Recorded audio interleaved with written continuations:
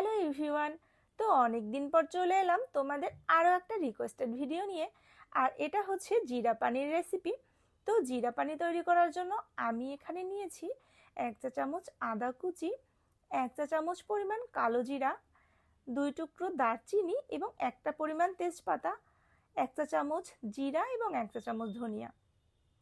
এবার আমি একটা পরিষ্কার পাত্রে 1 মগ পরিমাণ পানি বসিয়ে দিয়েছি।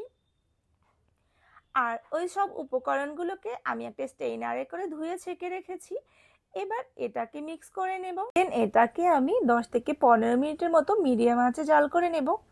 এরপর একটু ঠান্ডা হয়ে গেলে নামিয়ে ছেঁকে নিলেই কিন্তু রেডি আমার এই জিরা পানির রেসিপি।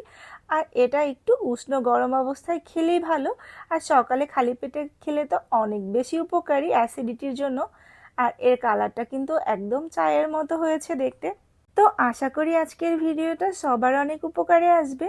আর তোমরাও ট্রাই করতে পারো, অ্যাসিডিটির সাথে সাথে এটা কিন্তু ডায়েটেও অনেক বেশি উপকারী।